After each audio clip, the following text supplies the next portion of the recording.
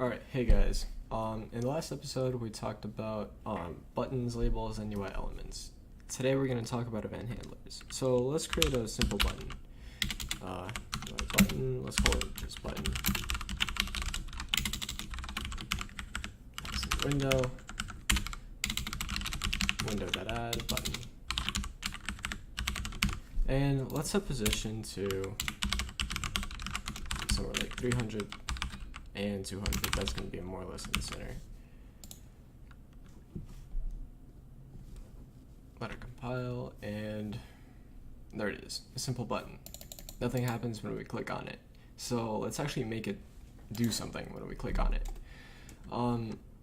Button has, any UI element has a function add mouse click event handler and add while mouse down event handler. So we're going to work on mouse click first. It's going to require a function as a parameter. So a function, a callback function, has to be a free function, either a free or a static. So it has to be outside any class. So if you have like class B, public, void, some func, yeah, that's a big no-no. It has to be a free function. So let's do, and it also has to be void, then name of a function, and it has to take in one parameter, UI element, pointing to it, sender, like this. It can be named whatever you want, but it has to have UI element, parameter name, whatever you want, and it has to be void, and a free function. That's it. That's only limitation. So let's just display a message box. This is just a Windows API here. Let's name it button clicked.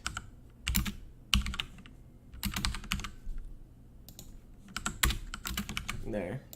And we pass in this function as a parameter to mouse click event handler.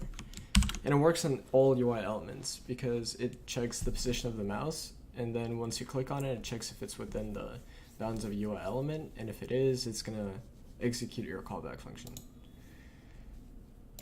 There, button clicked. Every time you click on it, the message box is going to pop up. So let's do something more interesting. While mouse down, let's do void button while mouse down UI element sender. I like to call it sender because I don't know, I just like it. Yeah, button add while mouse down event handler and pass in this function as a parameter. So usually a good example of it would be to move the element somewhere where the mouse is to show that it's working. So let's do float mouse pause x equals, there's a handy class called mouse. It's this static class. Mouse, you can do get mouse pause x. It's going to be within a window. And you have to pass in the window, which sender basically has within it. So get source window. You pass in it like that. Let's do the same for get mouse pause y. And we're gonna pass in the source window as a parameter. And then we're gonna do sender dot set position to mouse pause x, mouse pause y. Let's run this, and it should move it wherever.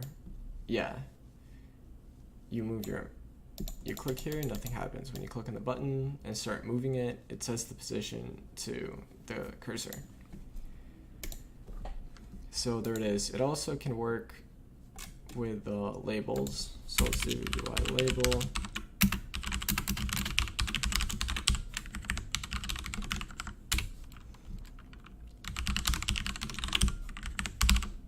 Sorry for the loud keyboard.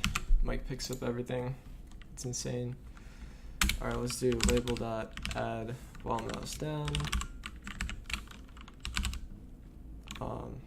and let's pass in the same function. Let's run this. And there it is. Once you click on it, it moves. You can do the same for sliders, for any UI element basically, because all of them have the while mouse down and mouse click event handlers. Others have private variables like, for example, the checkbox has an event handler for checking if it's clicked, like if it's checked or not checked. State changed event handler. Sliders have their own event handlers for values that are changed, and so on. You can I'll talk about them later. You can just play around with them and see what they do. It's really easy. Also, if you want to have more smooth dragging effect, you can make variables like last mouse X and last mouse Y, and then check for like the distance moved, and then move the sender's position to to their position plus the distance changed. What else you can do is, alright, let's create void button, or let's do label on click element sender. Since abstract class UI element sender does not have, it does not have the function get text, because sliders don't have text on them, progress bars don't have text on them. If you know that this element is going to be a label, so let's do label.add mouse click event handler, on click, and you know for sure that it's going to be a label, you can do UI label label equals static cast UI label and take in sender. It's going to cast the parameter of UI element to UI label, and what you can do after that is, let's see, message box a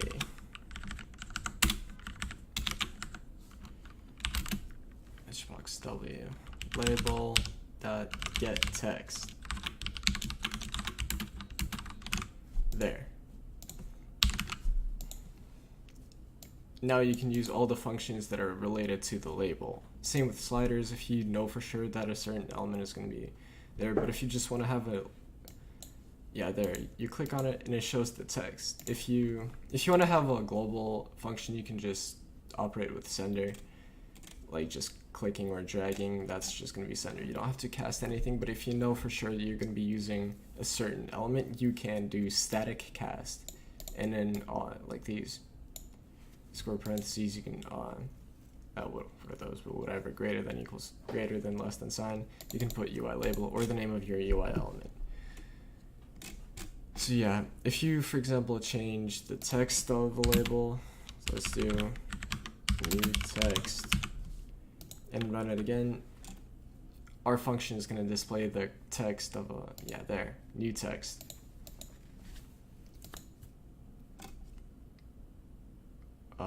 Hello, Visual Studio. Okay.